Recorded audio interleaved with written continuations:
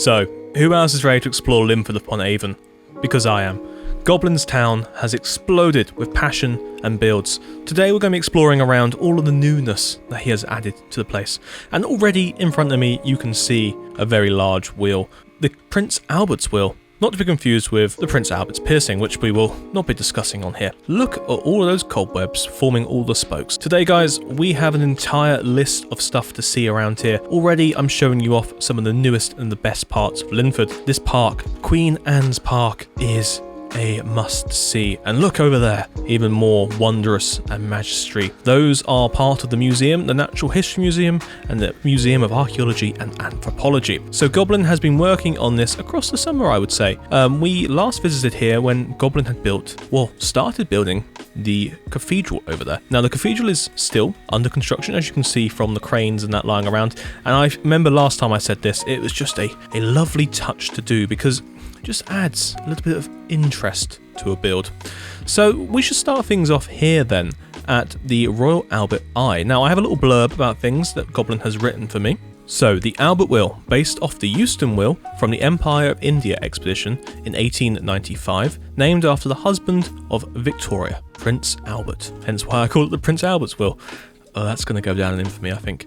So this, like I said, is featured in the Queen Anne's Garden, so that's what's lying around here in front of it. The Queen Anne's Gardens built around an oak tree that was gifted to the city of Linford when Queen Anne visited the city in 1704, and the gardens are named after her in her honour. The oak tree is circled in red. There are small signs on the fence. Oh right, I think it's this one here. Yes, it is.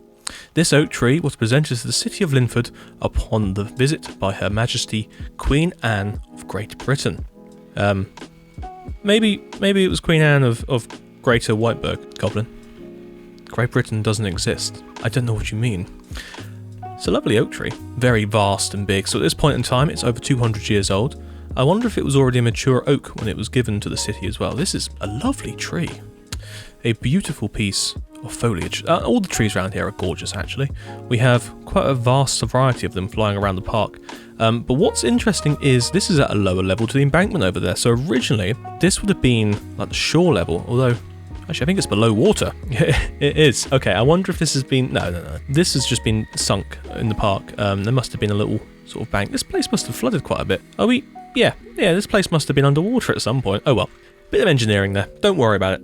So we're walking up here now to the Royal Albert Wheel. I call it the Royal Albert Wheel. It's, again, just the Albert Wheel Goblin is named it as. But this is a beauty of engineering. Just breathe it in. Now, obviously, the modern day counterpart to this is the London Eye. But this did exist in 1895 all the way up until about 1920, I believe it was still operating.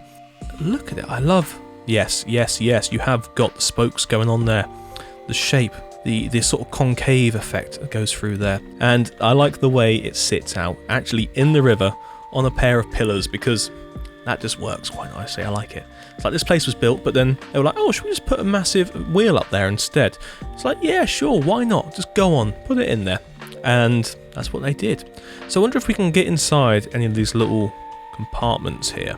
Oh, we can. So I'm inside now, one of the little compartments on the Albert Wheel, and... The views, my dear friends, are exquisite.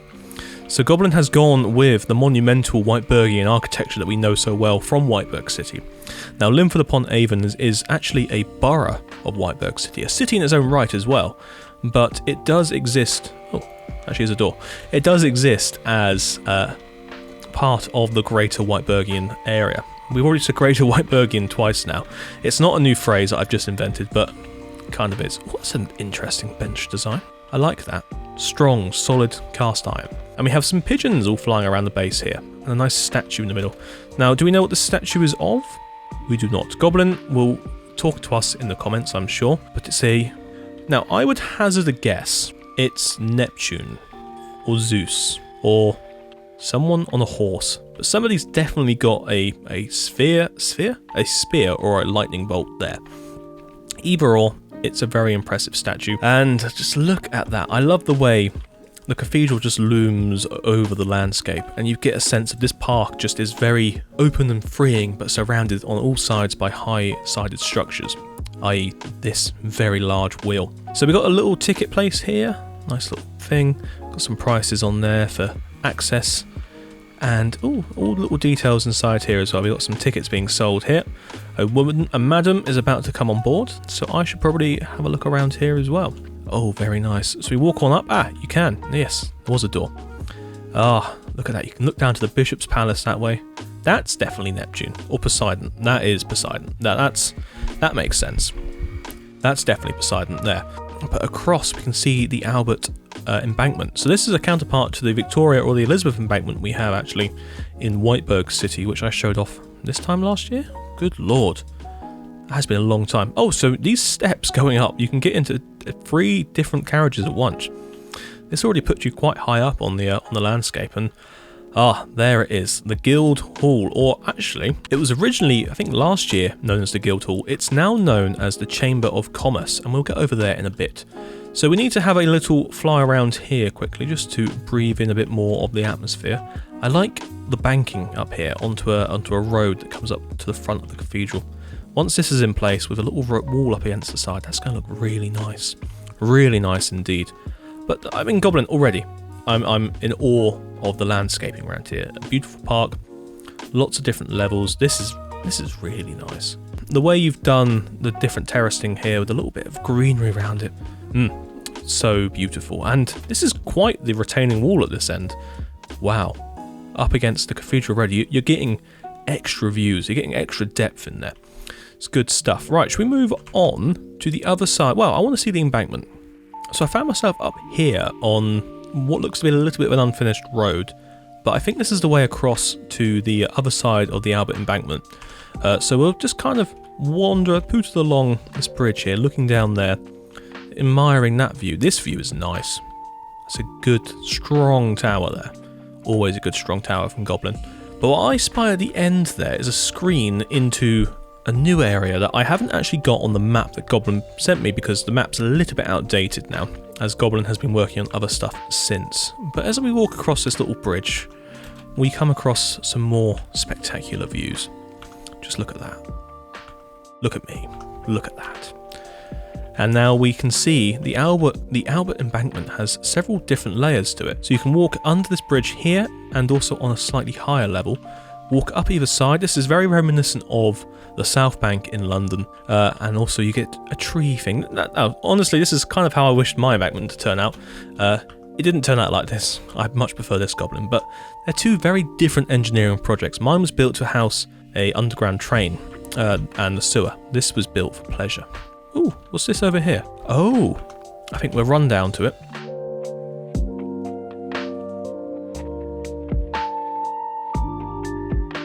Right, so this ship here is HMS Pickle.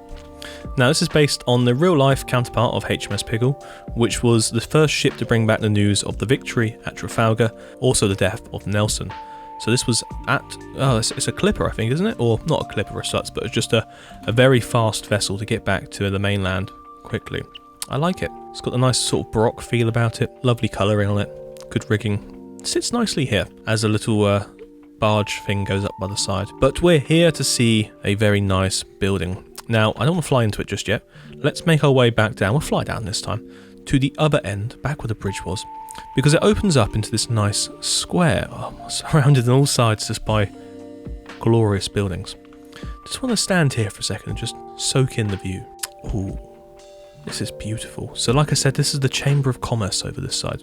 I like this very much. Actually, I think like isn't even a strong enough word for that. I love it. It's beautiful. So we walk here to the central fountain area. With a nice little globe amongst the trees. Looking up at the spire itself, you see lots of details, lots of work going on. I don't know why I've gone into a very slender tone here. And now what's this? This is the Linford Institute of Archaeology and Anthropology. Ooh, can we go in? Ooh, wow, that's a very deep area down there. Oh, this is very nice. Now, do we go inside here? Well, we can go through, which takes us out. No, I don't think we can go inside. Number 3 on the list was the Institute of Archaeology attached to the Linford Institute of... Oh, just to the Linford Institute. Right. I see. Very nice building. It's on an angle as well. Oh, I'm in the trees. Right, let's see what angle this is at. A sloping angle. Very nice. So we're over here now on this other side of the embankment, and already I'm feeling quite the air of just beauty. As you can tell, my tone, my timbre has adjusted itself just to prove the elegance of the place. Let's just walk through this archway. Oh, Goblin. We've gone very sensual there. I don't want to do that. This is a newest addition to the city. I'm not entirely sure what it is. Oh, actually, no, hang on. Before we turn around, this is a tea shop built by Solar, I believe. There's a little line up there at the top, and also we have the flag of Whiteberg on top of it. But this is a small little structure that hosts all of the different teas you can buy, all the special blends and speciality teas. It's just a nice little feature. Built by Solar Centurion, of course. But you've got a little lantern up there, a bit more light coming through here. For a small little build, it's very pleasant. And it opens up here onto the facade of this building. Now, I'm not entirely sure what this building is, Goblin. As I said, it was built after you sent me the list, so please, in the comments below, let the viewers know exactly what this building is, but it's beautiful. Honestly, let's change the sun around. Oh, get a load of that. Oh, glorious sunlight on it.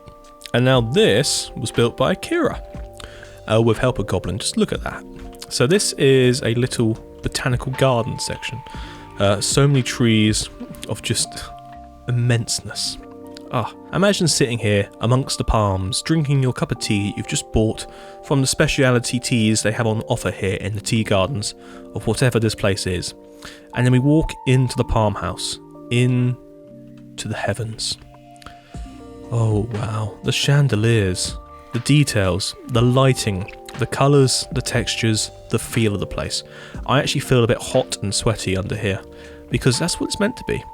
It's meant to be heaven. He says while looking at a statue of himself. No, remember, this isn't me. That face, that steely face, is actually the face of God. No, it's not. Oh my god. Ignore everything I've just said. I'm enamoured by the architecture in here that it sent me a bit loopy, a bit dizzy, a bit feral, one would say. Anyway, this is a beautiful garden here, with a nice little selection of shopping stuff down there for the tea gardens. These palms are beautiful. You've even got the sections where the coconuts are growing with all of the fuzz underneath. And that carries on throughout this area. Now, I love this. This is what ingenuity in Minecraft creates. Glory, beauty, fascination, everything under the sun and also under the roof of the palm house here. And a glass dome. More glass domes. All glass domes. Right, well, we're talking about glass domes. Shall we wander back through this archway and have a look inside the Museum of Anthropology and Archaeology? No, we've had a look at that. What haven't we seen? We haven't seen the natural history and antiquities. Let's go. So I think that's round... Aha, it's through here. And already the sun's now shining brightly upon the beautiful white pure face of Portland stone. Nice statue at the top. Another statue here. It's just, this is a very walkable city and it doesn't feel at all overscaled. You're walking around this like you would do London. And that's what I like. I really do feel this is very well built. Now let's have a look at the face of this. Oh yes. Oh, mighty fine. Oh, look at that. Oh, no, this is very good. These details here are really nice as well. The little circles on there. Hard to recreate in Minecraft. As we all know, circles are difficult. But that pediment's nice, with the little frieze underneath. And it's a copy on the other side as well. Right, well, let's stop delaying the inevitable. Oh, that rustication on the base. You know we all like a lovely rustication on the base, don't we? I don't even know what that's meant to mean. Right, let's move inside before things get a bit too feral out here and enjoy a few artifacts and creations that Goblin and I believe a few others have created. Although, Goblin, please correct me if I'm wrong. If it's all you, then it's all you. Now, how do we get in? Right, I have broken inside. I don't know if I should have broken inside this way.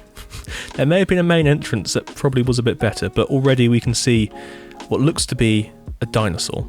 And now I think Loading built this dinosaur. He was on a dinosaur sort of binge recently. Lovely stuff, beautiful stuff. Like even just the details down to the fact that it's being held up by a few pieces of metal. Then we get all the light coming through the oculus up here underneath the glass dome. A glass dome is just fantastic. If you can build a glass dome, then do. So we're moving through into what looks to be a... do you know what? I don't know what dinosaur names are anymore. I used to know them. Is this a diplosaur? Diplodactyl? Pterodactyl? That's not a pterodactyl, I know that for a fact. Right, well, I think this is the unfinished end. Now, if we move through into a bit more... Aha, here we go. This looks a bit better. Staff only. Well, I'm staff. Oh, there's some clocks in there. Okay, right. We really have come in the wrong way. That was the front door, I think. It's very steep down to the doors. Imagine coming in and going, oh my lord, that's beautiful. It's a different way of doing things, I think, completely. It really adds to the aspect of just the grandeur of the place. So once you've climbed Everest, you're now up onto the roof, and you can see light at the end of the tunnel. Now, what is through this way? There is some stuff. Now, I don't think the pink is intentional. I think that's a placeholder block for something later. And again, the Goblin, I'm sorry for showing this off if this was not finished. But we have the Elgin marbles here, which are currently located in the British Museum in real life, where they will stay forever, just to anger the Greeks. Again, at the back there as well. Is there anything in the basement?